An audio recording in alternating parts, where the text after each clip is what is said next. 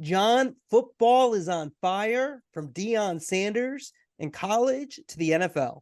Andrew, they're both off to a swift start. Kelsey finds a blank space for the score.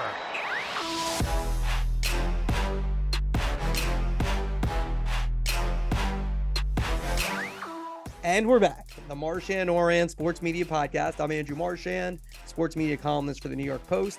He's John Ourand, the media reporter for the Sports Business Journal. And thanks for joining us as always. If you like us, you follow us, give us a review while you're listening. That's helpful. John, let's just get started. Who's up and who's down? All right, Andrew, who's up? Can we talk about sports media today without mentioning Deion Sanders? I just want to talk about Colorado's game last week against Colorado State. It started near 10:30 p.m. on the East Coast. ESPN's College Game Day was there. So was Fox's Big Noon Kickoff. Colorado's coach Deion Sanders was on 60 Minutes the next day. So it's surprising enough that such a late game was the most watched college football game of the day. But check out these stats. This blows me away. At 2:15 a.m. on the East Coast, 2:15 in the morning, the game still had 8.2 million viewers watching it. That audience is so big, it's still 1 million viewers bigger than the peak audience of any other college football game that week. That audience at 2:15 in the morning, it beat every single non-sports primetime show last week, except for one, 60 Minutes, which also had Deion Sanders on it. This storyline, this team, that coach, it is catnip for sports media. All right, my who's up, Bob Iger, CEO of Disney, Wiley, Robert Iger. You counted him out. He was a who's down last week.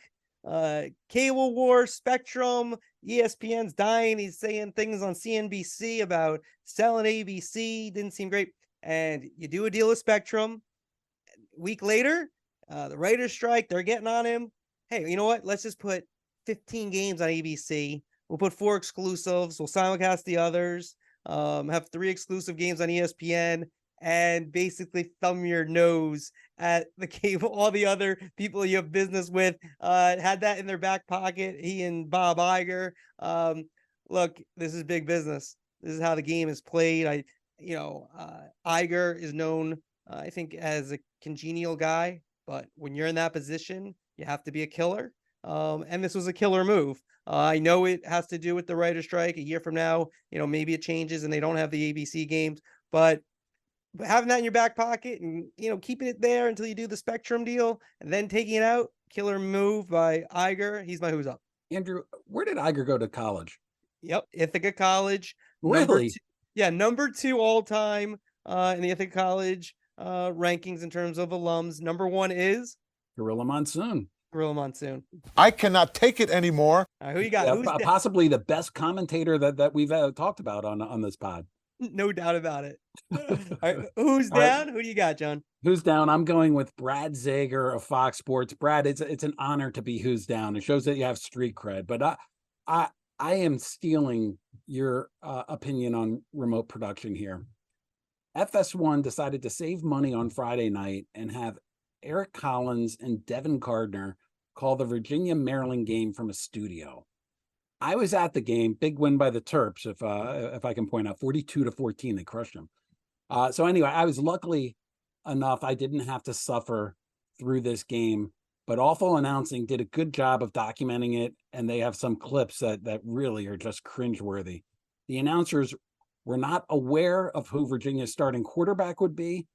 Apparently, they weren't sure of who was kicking field goals and extra points for the Terps. And then there was this, a phantom penalty. And a flag comes in late. Oh, my goodness. It's going to give a first down gift to Virginia.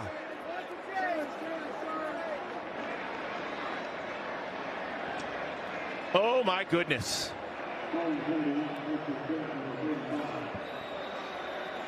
The ball is moved all the way out to the 35-yard line. I mean, it has to be a personal foul type of penalty with a celebration or something of that sort for that much yardage to be given up. Amazingly, Andrew, viewers still don't know what happened on that play. I can't figure out why they didn't have the announcers at this game. It was a Big Ten team versus an ACC team. This wasn't a Division III game. They had nearly 800,000 viewers tuning into this on a Friday night. We expect better. Fox should expect better. I agree with that one. All right, my who's down, the New York Sports Radio Wars. I had a story this week. ESPN New York, the station that carries ESPN's programming and has local programming also in New York, especially featuring the Michael Kay show in the afternoons. It will relinquish its lease with 98.7 FM, which is owned by Jeff Smolian and MS Broadcasting, meaning a year from now, when this goes into effect, you will not be able to find ESPN New York on FM radio. They still have their old stick on AM 1050 AM. Since I've been back doing this, it's nearly been 6 years. One of the big stories has been the radio ratings war between WFAN and when Mike Francesa was there and K specifically, and then overall between the two stations.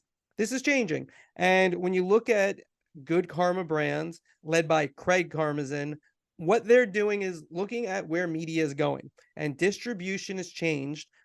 Consumption has changed. And the big number that you have to know is that they're paying $12.5 million to lease this stick so they could be on the 98.7 FM signal. That was more than a decade-long deal that is just expiring. MS is trying to sell it. I was told for around 50 million. Someone told me they thought they'd get around 40 million for it. Good Karma is not interested in that. So they're going to focus on having, their apps. They've done a nice job with ESPN New York app. They got away from that terrible trying to find it on ESPN's app, full app, and they probably should have just all their programming somehow on an ESPN app. That's just radio, so you can find all their audio. But ESPN New York, the app is good. They're on Yes. They're going to try to get more video channels with YouTube.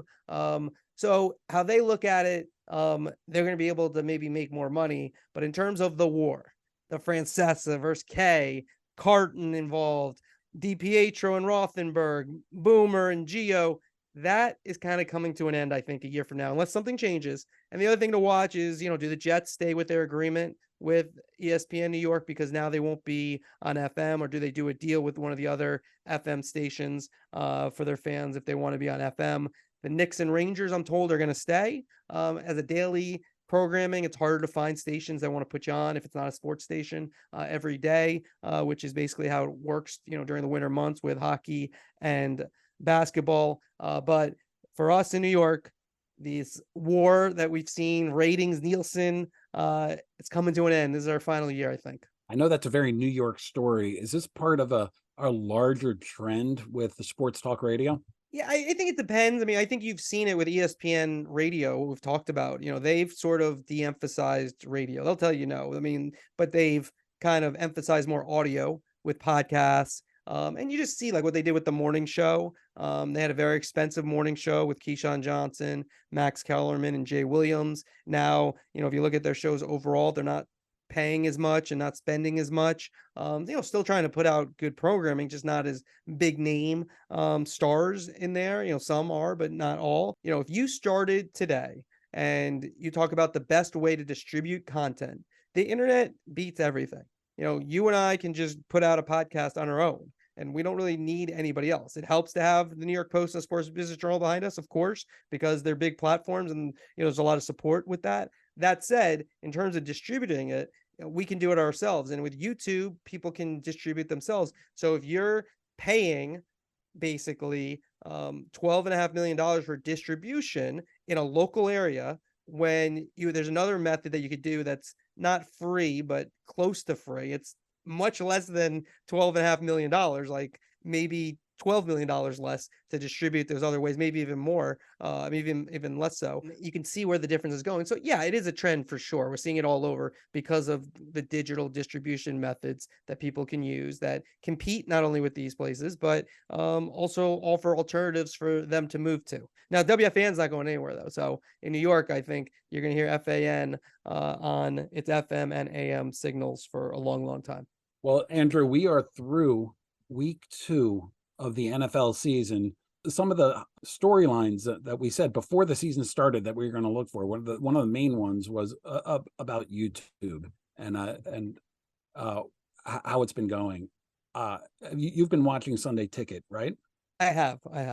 What are your impressions? Well, I think it's one of the bigger stories of this season so far. I think the ratings being, bonkers is probably number one so far. But I'd say I think YouTube's been excellent.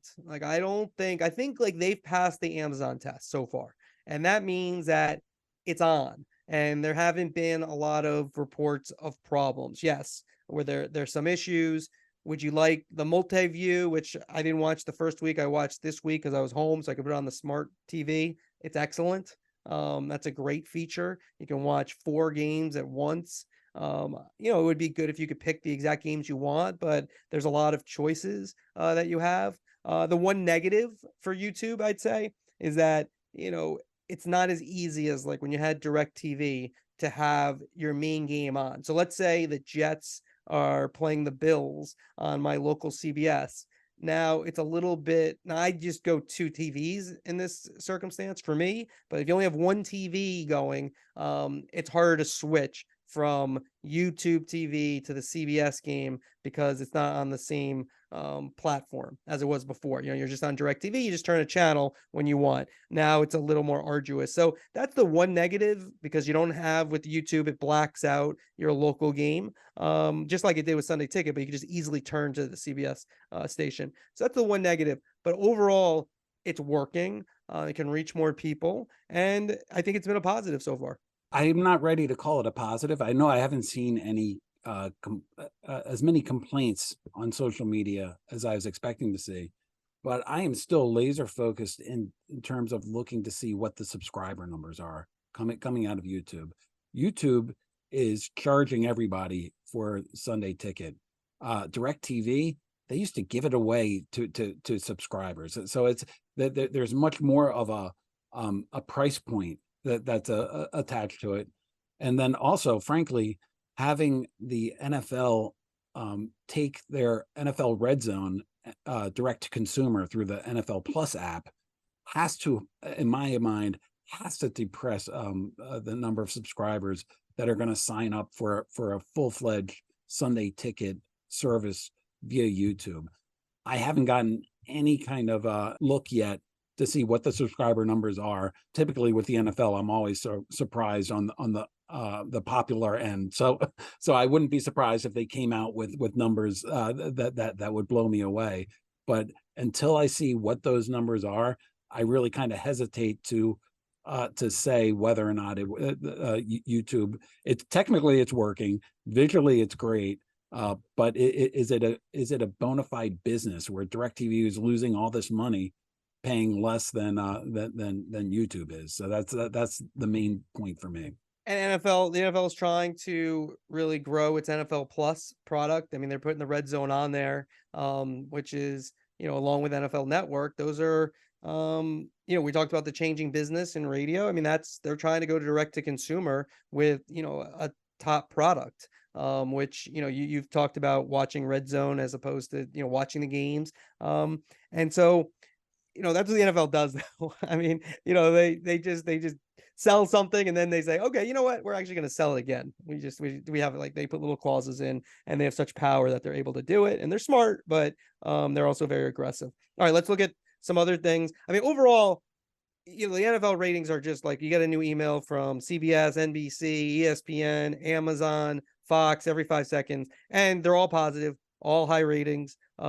So we have to acknowledge that. But one stuck out last week, I thought, among others, and that was Amazon's number for the first week. Do you agree with that? I'm not sure if I should shout this out, but I got a text from Alana Russo, who does PR for Amazon, telling me how excited she was to hear the podcast this week about the week TNF package that nobody watches.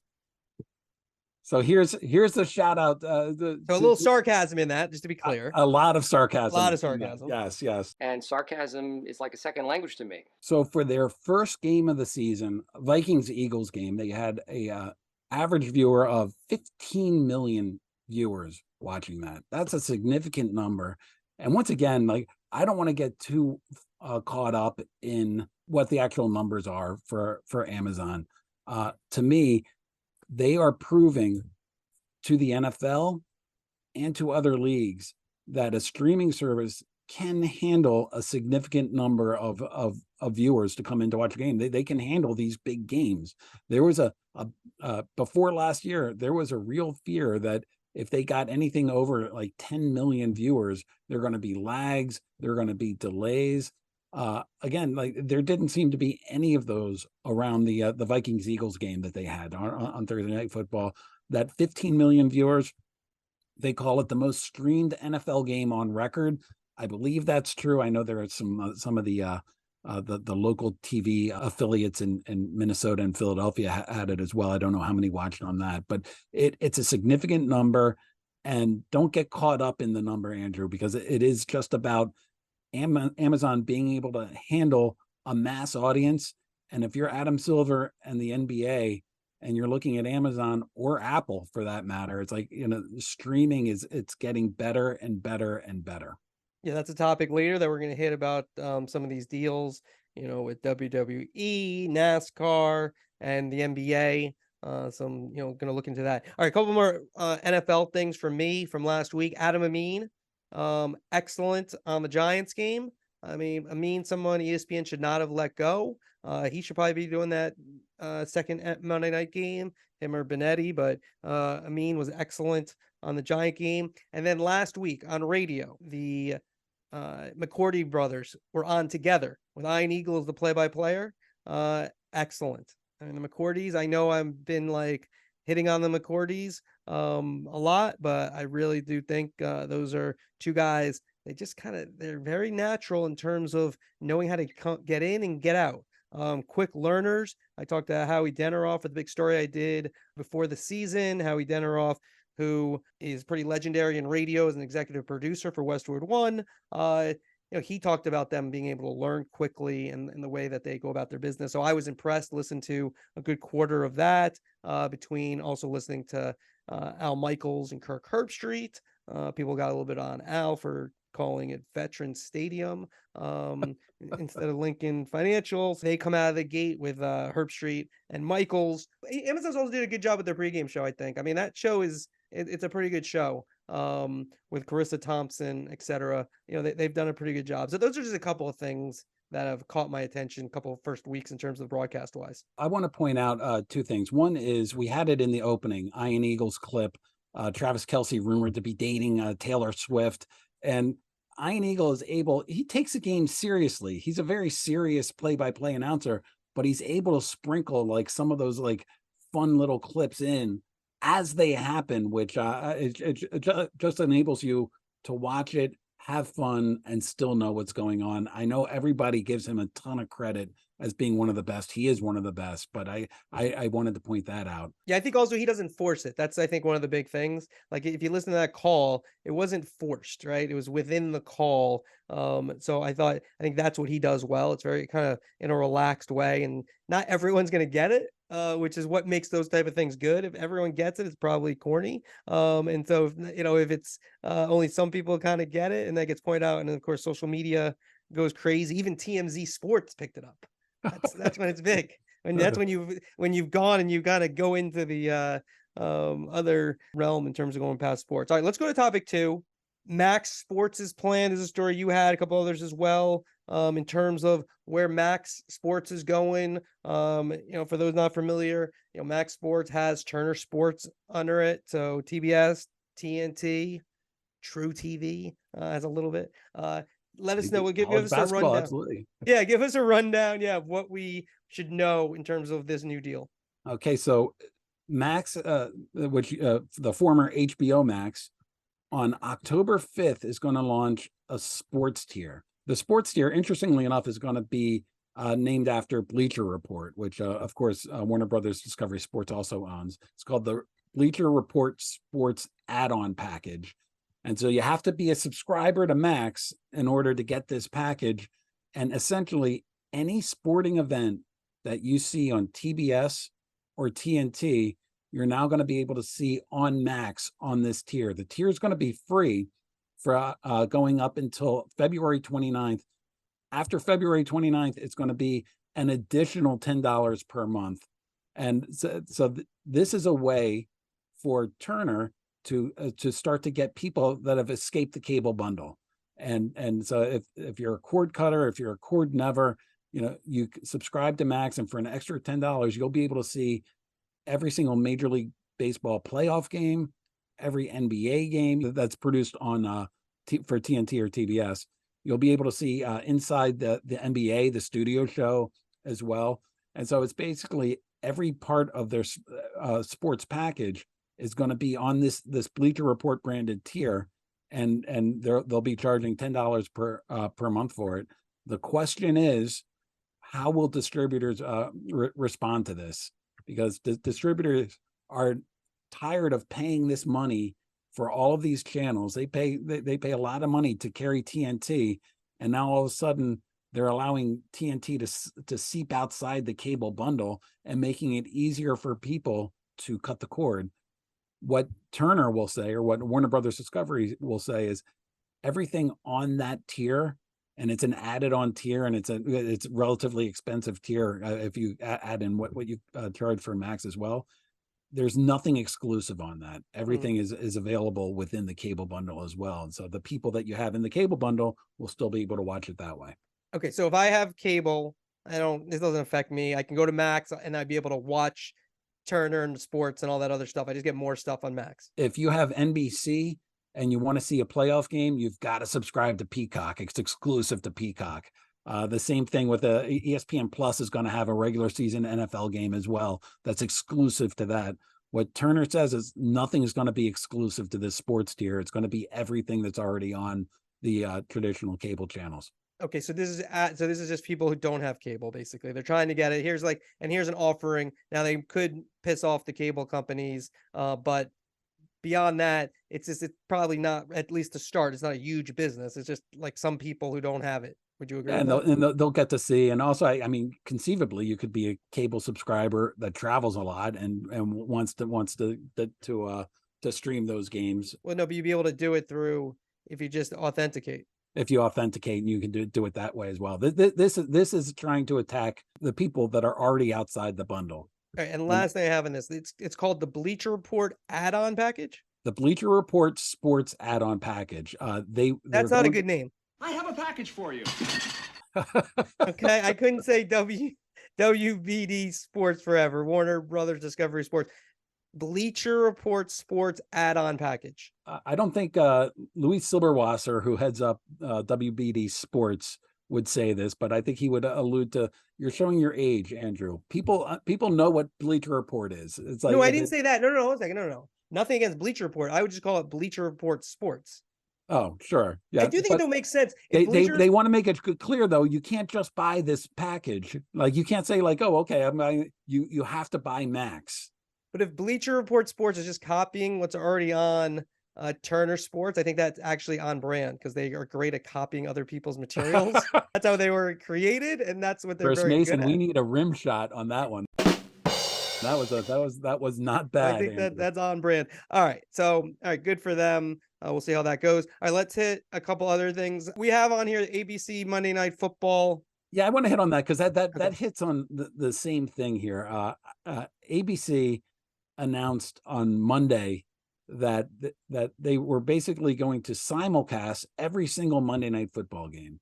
And the main reason that they're doing it, a 1-year deal, the main reason that they're doing it is because the writers' strike is going on. and they have a dearth of programming to fill prime time. And so this is a way in the fall that they can have highly rated programming on ABC. It of course will stay on ESPN. It didn't take long for me to call and get a couple of cable and satellite distributors who were furious with this idea. That they're saying that, we're paying good money for ESPN, and all of a sudden because Disney doesn't want to pay the actors and writers, all of a sudden, like, they're allowing this to seep outside of the bundle, and you can get this with a digital antenna. It's a similar concept to what's happening with Max, but at least with ABC's plan, it really does stay within the bundle. We had a talk last pod about how you get a digital antenna and hook it up, and I don't think it's that hard. I think either of us could figure it out, but we would have to research it. Mm-hmm. It's not totally intuitive right now. Going to ABC is basically keeping the viewer in the bundle. If you're pushing people over to Max and to stream, and you can stream all these games without being, outside of the bundle, that's something that really, really irritates the cable and satellite operators. All right, and we're seeing outside the bundle in New York here, MSG has MSG Plus. Interesting about their pricing in terms of you can buy single games for $9.99, and then for the full monthly package, it's nearly $30. So you get all the games. Again, they're leaking outside of the bundle. They're doing it at a very high price point, which in theory might keep people within the bundle. I mean, because again, you start adding all these things on. You got a Bleacher Report add-on for $10. You got $30 for MSG. Yes is like $25. One day we'll get ESPN, the whole enchilada. I mean, you just start going up. You want to watch all your sports, it's going to be hundreds of dollars, where you could just get cable maybe, and it's all in one spot. Two things about this MSG deal that interest me. It's the first time that you're going to be able to buy per game if that's how you want to see it. Like if there happens to be a Knicks game on a Friday night that you want to see, you can pay $10 and watch that game. Secondly, we got an email, Andrew, from a devoted listener, Ed Heaton, who wanted us to talk about the carriage battle between MSG Network and Comcast in the New York area that's preventing him, a Devils fan, from seeing those games. Well, sports sort of seeping outside the bundle a little bit. This is a way for Ed Heaton to see Devils games. He can get it streamed for a cost, so it's outside of the bundle. If you talk to MSG, they're going to tell you that they used to own cable systems through Cablevision, of course. They priced it relatively high in order to work with the distributors to maintain a part of it. It's still seeping outside of the bundle. Distributors still don't love it, but it's sort of where things are headed. Yeah, Jim Nolan, who like a lot of us who cover New York sports, criticized because there's a lot to criticize, but a lot of credit to him for getting out of cable when he did, for really a lot of money. And so I can't remember, I think obviously billions and billions when he sold Cablevision. So that was a smart deal by him. All right, let's move to college football and the Deion Sanders effect. You had Deion as your who's up. George Kliavkoff, the commissioner of the Pac-12, who's had a very tough run here with the TV deals in the Pac-12 down to the Pac-2. He did say one thing. He did at one point, he said that Deion would help their TV deal. Well, it would have. If Deion Sanders had come a year ago, maybe the Pac-12 is more attractive to ESPN, Fox, etc., Apple, because these ratings are unbelievable. Getting around 10 million people to watch these games at 10 o'clock at night. And it's the Deion effect. So I'm kind of a little bit tongue in cheek, but Deion Sanders has had an unbelievable impact on college football. And as we've talked about for months and months, and maybe for more than a year, how TV is the thing that is behind all this movement in terms of realignment, etc., in college football. And Deion has been a one-man show. Fox front loaded its schedule with Colorado games because they recognize that Deion Sanders is a media star and is a reliable ratings getter. And they wanted to get him before Colorado started the season 1-2 or 0-3. As it turns out, Colorado is 3-0, and the questions now that are being asked in the TV offices is what happens if he loses a couple in a row and they're not overly competitive. I think what I'm hearing from TV network executives is like it doesn't matter anymore. People are tuning into this this force of nature and Deion Sanders and this story around the team of Colorado. And I've seen like comparisons to Miami back in the day with Jimmy Johnson and how they just sort of became this cultural just a team that sort of defined the culture of the moment. It's something that I know I'm getting a lot of people that on my Twitter feed that love hearing about Colorado, a lot of people that hate hearing about Colorado. But what everybody should know is that they're going to hear a lot about Colorado moving forward, regardless of what happens on the field. A little sports trivia. John, who was the coach before Jimmy Johnson at the University of Miami that really started everything off that turned them into a dynasty? Howard Schellenberger. How do you pronounce his name? There you go. All right. Got it. Credit. With the big mustache. Yeah, that wasn't planned. Howard Schnellenberger. All right, good. I feel like, did he coach? He didn't coach Maryland before that, did he? No, he didn't coach Maryland, but didn't he take them to the Orange Louisville. Bowl? Then he took Louisville. He took over Louisville later. Anyway, Yeah. Howard Schnellenberger really started off, and then Jimmy Johnson took it to another level, and then they became a dynasty for a long time. All right, let's move to our next topic, rights deals. We've had a huge run on rights deals, and there's more to come. NBA, NASCAR, WWE, and UFC now right after their big deal with WME Endeavor. Let's start with the NBA. Nick Khan, the CEO of WWE, who was formerly a big-time agent.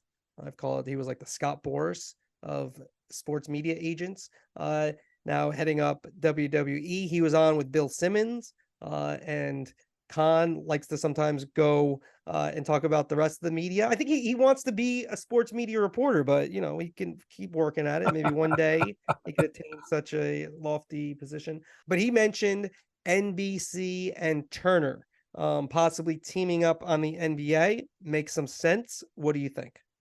We had Nick Khan as the big get here on this pod, and if you go back and listen to that interview, he did preview or predict a lot of what ended up happening in the business. So when I hadn't heard that Turner and NBC possibly could be getting together, but if Nick Khan floated that, it's something that got my radar up, and it could make a lot of sense because Turner does not have that broadcast outlet, and that's something that big leagues like the NFL, like the NBA, prioritize. NBC, they do have the broadcast outlet, so you can see them sort of working there on that. Here's the thing about the rights and what we're going to talk about for the next little bit. It's not the bubble bursting, but networks are getting less revenue coming in from cable and satellite operators. There's cord cutting. The business is distressed. These deep-pocketed digital companies aren't coming in to take gigantic packages, and they're not coming in with tons of money for these packages as well. And the market for small to medium-sized leagues and conferences could be drying up. If you take a look at what happened to MLS, had to go to Apple. You take a look what happened to the Pac-12 as well. The NBA, they're fine so long as they get one more bidder than all the packages that they have. And we know that Iger wants it. We know that that David Zaslav wants it. NBC still talks about wanting to be a part of it. We know that Amazon wants it. We suspect that Apple wants it as well. So there's plenty of activity around the NBA. The NBA is sitting pretty. The more I think about it, I do think the NBA is going to want two broadcast networks. I think they see the NFL and what being on broadcast means to them. And they're on broadcast with ABC, but I do think they want that broader distribution. They're going to have digital players to prepare for the future. But I do think if you look at what the NFL did, the NBA, in terms of a TV sport isn't, the NFL, but it is probably second and if you want to count college football, that might be second, but and domestically. But when you look at it, I do think that game plan works.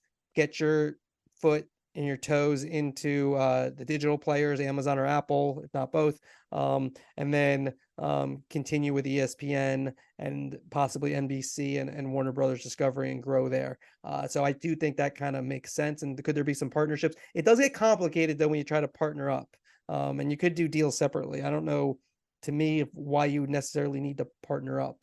Like, why couldn't they just be separate? I mean, I guess there's some production cost and that maybe helps it out a little bit, but I don't know if necessarily, I don't know why you have to necessarily need to be a combined bid. I think it gets a little bit complicated when you do that, which it's been done before, but I don't think the leagues necessarily like it. Yeah, it's been done before, and I think some leagues like it. You take a look at Turner with CBS is a perfect example of that on the NCAA tournament. And that's had some rough stretches, like where it's hard for them to get on the same. It had rough stretches at the beginning, certainly, getting through that. So it's not super easy to get through, and you also have business strategies and egos and everything on either side, and so it's tough to get people to move forward as one entity. But there is some history of that happening, so I don't dismiss it out of hand. All right, NASCAR. You have an update on NASCAR. What are you hearing? My update is no real update. It's just going slow. I mean, when I talk about the market sort of, stepping back a little bit, still Fox and NBC still want it. There doesn't appear to be a ton of activity from anybody else to try to take those away. It's those mid-season races where Amazon kind of wants it. Turner has been talking about possibly getting those back as well. What I think NASCAR is trying to do is they're trying to get the bidders up and trying to get them to compete with each other to get that number up, the price up. And right now it's just going a lot slower than I had anticipated at the beginning of the summer when they sort of got Fox and NBC to say yes right away. And it's this sort of smaller streamed or mid-season package. It seems to be a little bit of a holdup. All right, and let's finish up with UFC and WWE now under the Endeavor umbrella. What do you like? So obviously WWE is sports entertainment. It's not there's not competition there. It's very athletic and very physical, and but the results are pre-planned. And then UFC is, become under Dana White, a huge thing, probably I'd say bigger than boxing at this point. With those two entities together, do you think that they maybe combine their rights? Like, how do you look at that in terms of how they go about their businesses and how they intertwine? Or do they, Nick Khan's talked about it, WME with Ari Emanuel and Mark Shapiro, they have a lot of specialties in terms of understanding businesses that Khan talked about. It would take years and years for them to duplicate. And that's why one of the reasons, besides the money, that the deal made so much sense for them. So how do you see that going forward? I asked Nick Khan that question. I did a story on TKO, which is sort of the merge of the Endeavor WWE and the UFC and WWE. And they debuted on the New York Stock Exchange earlier this week. And I asked Nick about the media rights, and it sounds like, at least for the first go round, they're going to stay separate, and UFC is going to go its way, and the UFC is a main driver for ESPN Plus, and it's a main driver for subscribers at ESPN Plus. The question is, when ESPN eventually launches its direct to consumer ESPN, is there still going to be an ESPN Plus, or does that get folded into to ESPN? ESPN wants it for the subscribers. UFC is very happy with ESPN. And one thing that Nick talked about is, trying to gin up a competition between Comcast and Disney. And he pointed to, the Fox cable networks that ended up going to Disney, and Comcast came in and drove up the price. And he talked about Sky, which over in England which Comcast bought, and Disney came in and tried to get the price up. And he thinks that if he can get both those entities interested in WWE, then that's something that could help drive up the price. And he sounded relatively confident about that. Yeah, we're always here to help. If ESPN does keep ESPN Plus and they need a new name for it, I have ESPN Plus add-on package. Is that a good name? I think they could use that if they can get permission from WBD. The high roller factors. It's what you guys ordered. All right, let's move up. Topic 5. We're gonna finish up here. USFL-XFL merger. Axios had the story.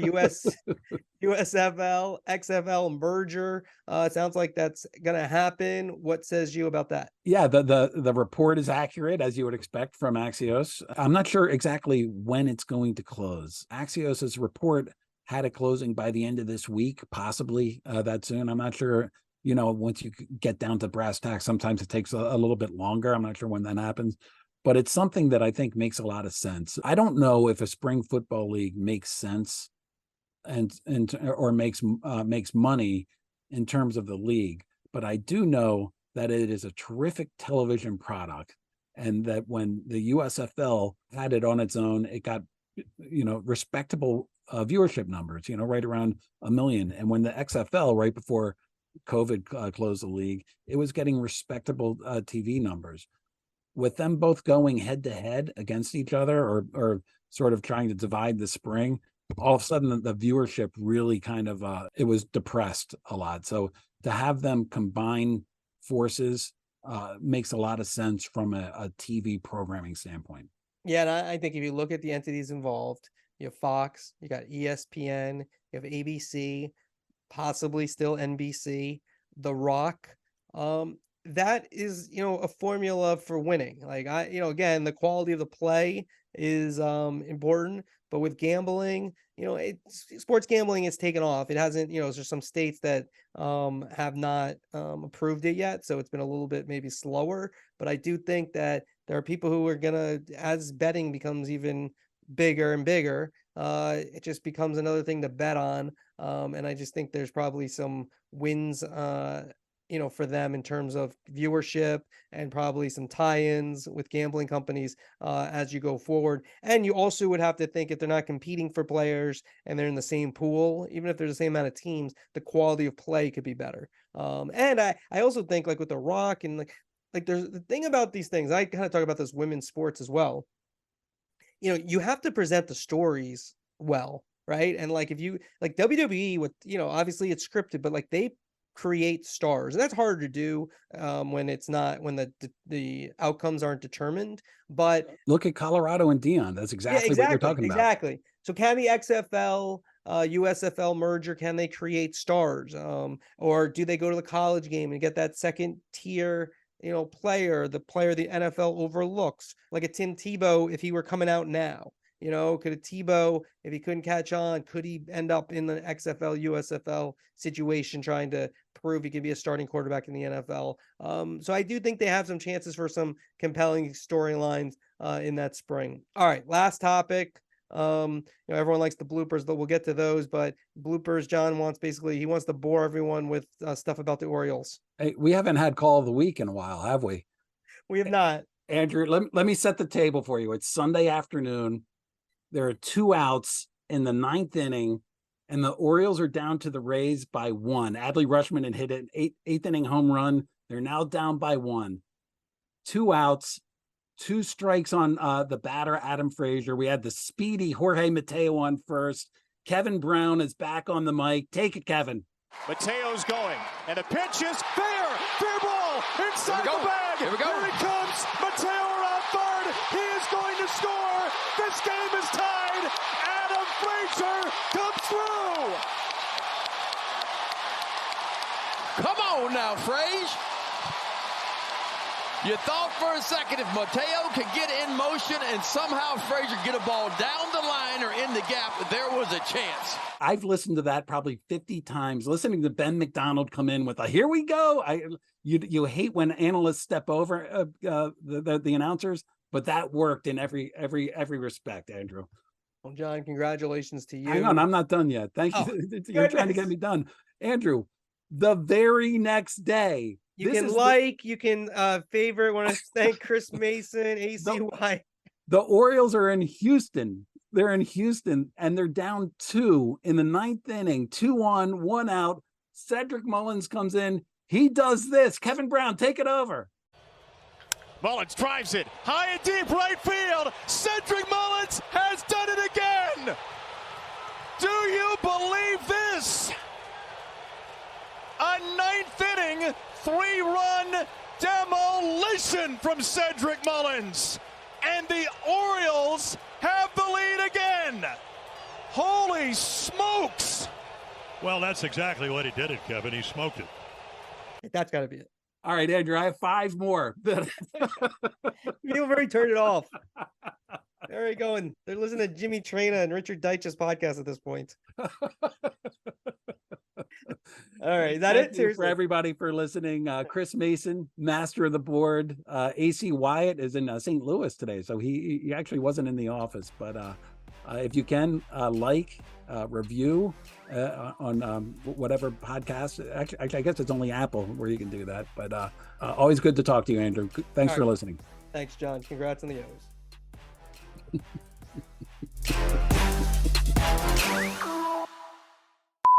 Axios. Is it Axios or Axios? Axios. Tomato. I don't know about that. I was thinking about that. I was saying it Axios or Axios. Based Definitely Axios. Axios. Based here in DC, it's Axios. Axios. Right, Axios. I've always said Axios. All right. Well, anyways, that's got to be it. All right, Andrew, I have 5 more. Mullins into center field. It should do it. Margot going back. It does not matter. Adley Rutschman will score. And the Orioles, who clinched a postseason berth just a few minutes ago, seal their fate with a walk-off win. A clincher, a walk-off. Control of the American League East. Now that's not bad for a Sunday.